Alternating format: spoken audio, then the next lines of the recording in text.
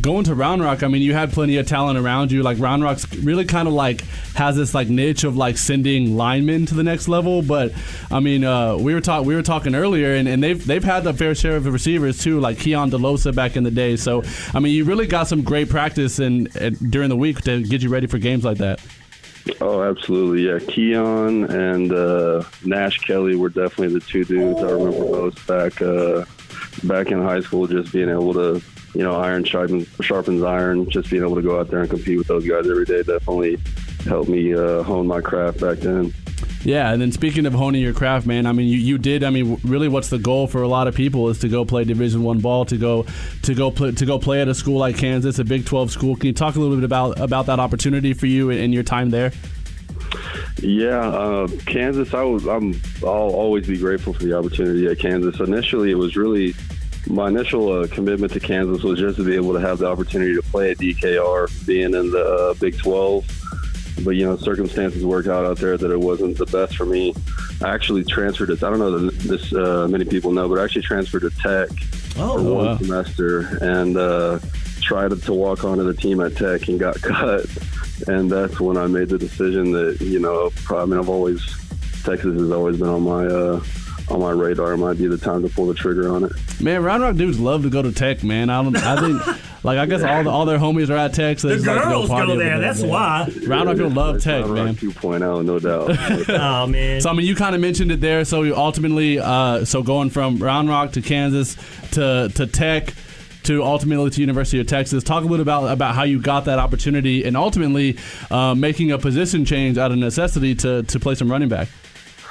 Yeah, I honestly going to walk on. I was, I always wanted to do it, but academics was my primary goal getting in because I didn't have the grades coming out of high school to get into UT, so I had to slave over at ACC and go 18, 21 hours a semester to get my GPA. Wow. But the real story. Oh my God! Sorry. Yeah, there's some backstory, but I don't need to. Right. I don't like to have that. Mason Ramirez uncut. Yes. All right, please, Mason, please go. But I walked to the facility one day, asked them when the walk-on tryouts were, and they told me they're in 2 weeks. So I mean, I'd already been keeping my body in shape, but ended up just going out there showing what I could do. And I got an email a couple weeks later from Mr. Shipley saying that I had secured the opportunity for the spring, and I guess. The rest is history.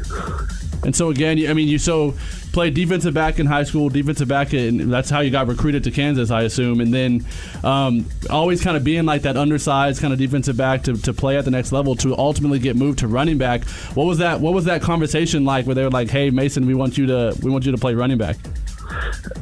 We were in fall camp last year. We had a couple guys go down, and they were just trying to get some bodies in the backfield. And Coach Herman came up to me, asked me if I'd ever played running back, and I was like, honestly, back in middle school, I was that was my thing. That was nice. Toss right, toss left. Like I don't know if I still got it, but I'm not going to say no. So they started putting me back there, and I was just like, I don't have very much training back here. I'm just going to let it fly, and I had a lot of fun doing that. And luckily, I don't know if it was that day that just. I got real lucky on in the scrimmage in fall camp, but I'm really fortunate for the rest of my life that they put me on scholarship after that. And then talk a little about, I mean, so we see these like scholarship videos. I mean, everyone always retweets them and like kind of makes you like tear up a little bit. And then like to see like the little kind of pranks that they pull on people to ultimately put them on scholarship. So to be the subject of one of those, what was that moment like for you? Yeah, man, I've always when I graduated high school, I kind of knew that the walk-on to scholarship was going to be my reality. So I've always followed those videos of like you're saying, little pranks and little schemes that they have that put people on. But I don't know. I wanted it to happen, and I was going to work as hard as I could every day to make it happen. But it wasn't like it was something that I was really expecting that day. So that that. I don't even know, like the invigoration of that moment, just everything that you work for coming true in that moment. It's hard to explain. I mean, to be someone that's a walk-on though, that's like has a significant role on the team. For me, every time like something would be out of place, I'd be like, "Yo, are they trying to give me a scholarship right now? Are they some, like, am I getting like punked but for a scholarship?"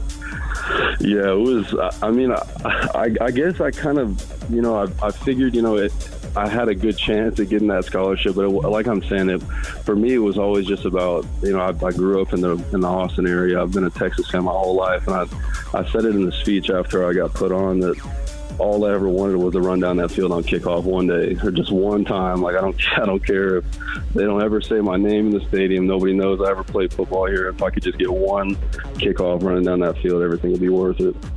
Yeah, and I mean, you got much more than that, and I think that's why your story is so like inspiring for people to see to see someone like, again, what seems like an unachievable goal to achieve not only that but so much more. But a question that I asked to a lot of like the local guys that end up playing at the next level, so what was this something like that you thought of whether it be at Kansas or when you're at UT is really kind of putting on for the 5-1-2? I mean, a lot of times the big time athletes are coming out for Texas are coming out of the DFW or coming out of Houston, so it's really kind of like shining for your hometown, something that you were really conscious of.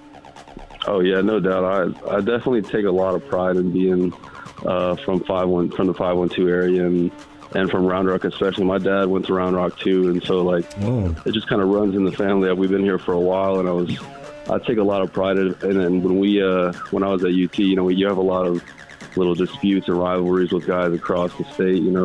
Dallas has got this football out in Nacogdoches. We make them East Texas, all that. And I'm like, we breed them well here in 512 too. Don't get us disrespected. All right, Mason Ramirez, that was an epic interview. Thank you so much for your time tonight. Legend. Before we let you go, are you shouting out to anybody? Yeah, shout out Round Rock football. Shout out my boys down at Texas. Wishing them the best. Hopefully the season keeps on, but if not, I wish those guys the best out there. And shout out you guys, too. It's been a minute. I appreciate you guys having me on. Hey, Mason, bro, man, you a GOAT forever, man. We'll talk to you soon. Thank you so much for tonight. Yes, sir. I appreciate it. Y'all take care. All right, Mason Ramirez, former Round Rock, UT Longhorn. Other side of the